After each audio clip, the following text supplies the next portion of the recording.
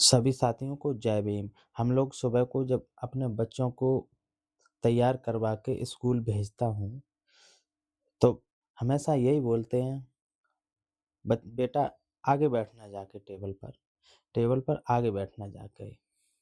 मगर पहले ये नहीं था। जब बाबा साहब पढ़ने जाते थे, छोटे थे, उनके ज़माने में ऐसा नहीं हो पा रहा था, क्योंकि लोग जातिवादी से बहुत ज़्यादा अछूत मानते थे। तो जब बाबा साहब पढ़ने जाते थे, तो बाबा साहब को आगे तो नहीं बैठ पाते थे, क्योंकि इतनी छुआछूत मानते थे, पीछे बैठते थे बाबा साहब। और जब पढ़ने की बारी आती थी, तो जब टीचर बोलते थे, जब मास्टर जी पढ़ाते थे, तो बाबा साहब को पीछे से कुछ सुनाई भी नहीं देता था कभी, क्योंकि काफ़ी दूरी हो जाती थी। तो बाबा साहब यही बोलते थे, मुझे कुछ सुनाई नहीं दे रहा है। तो मास्टर लोग यही बोलते थे, जो सुनाई दे रहा है उतना ही काफ़ी है तुम्हारे लिए, तुम पढ़ लिख के कौन सी बैरिस्टर बनोगे।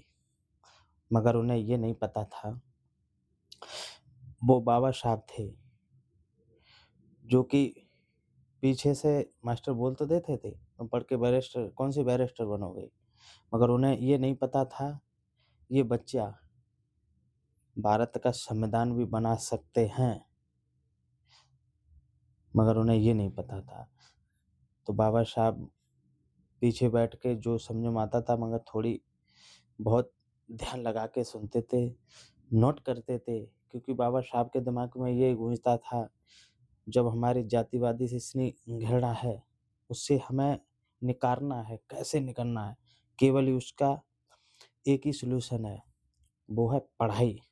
तो बाबा साहब इसलिए नहीं जाते थे, क्योंकि बहुत से बच्चे पढ़ने जाने के लिए, और जब टीचर के द्वारा उन्हें धमका और चिल्ला दिया जाए और धमका दिया जाए, पीट दिया जाए या चिल्ला दिया जाए, तो बच्चे घर में आ जाते हैं और दूसरे दिन पढ़ने नहीं जाते हैं। मगर बाबा साहब ने हारी नहीं मानी, वो ऐसा नहीं किया उन्होंने, क्योंकि उनको दिख रहा था अपना समाज।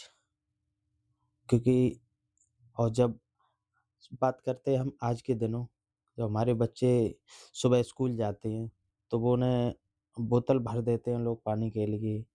मगर वो जब स्कूल में जाते हैं, तो एक बोतल से पानी से कुछ नहीं होता है, वो वहाँ 2-4 बोतल भरते और पीते हैं बच्चे। मगर वो किसकी देन है? वो बाबा साहब की देन है। मगर उन दिनों क्या था, जब बाबा साहब पढ़ने जाते थे जब बाबा साहब पढ़ने जाते थे स्कूल में, तब वो वहाँ बैठते थे, क्योंकि तब बोतल नहीं चलती थी पानी की, जो कि घर से भर के ले जाते थे।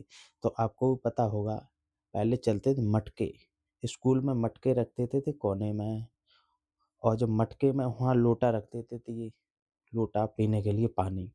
तो हर समाज पी सकता था, ऊँची समाज का जो। मगर हमारे समाज, जो दलित समाज का कोई भी था, उसे पानी छूने का भी अधिकार नहीं था। उस घड़े को भी नहीं छू सकते थे, पानी नहीं पी सकते थे। तो बाबा साहब चपरासी से बोलते थे, तो चपरासी उन्हें पानी पिलाता था। तब जाके बाबा साहब की प्यास बुझती थी, फिर पढ़ाई करते थे। फिर एक दिन क्या हुआ, जब बाबा साहब पढ़ने दूसरे दिन आए, उस दिन चपरासी नहीं आया था।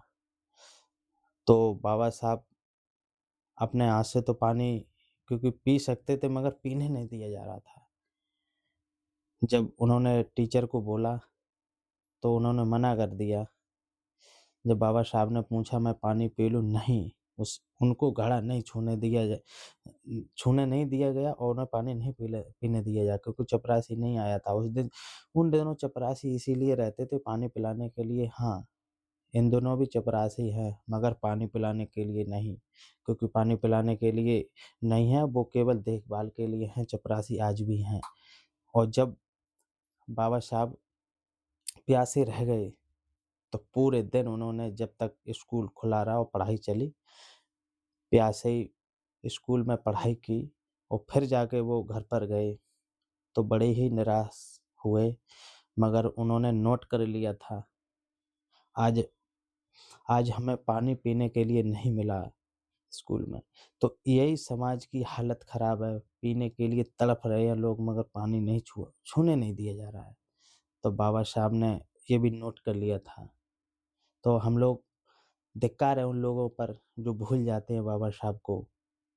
क्योंकि जब बाबा साहब को मानते हैं, तो कमेंट बॉक्स में जय भीम ज़रूर लिखें, क्योंकि जब बाबा साहब ने तुम्हारे लिए पूरे जीवन संघर्ष किया और नहीं आज के बच्चे पढ़ने के लिए स्कूल में पीछे बैठा दिया जाए तो वो भाग आएगा और पीने के लिए पानी नहीं मिले तो वो नहीं जाएगा।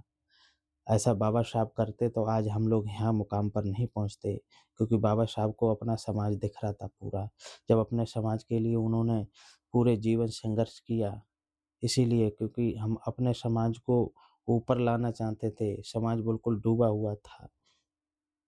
जय भीम, जय भारत, जय संविधान।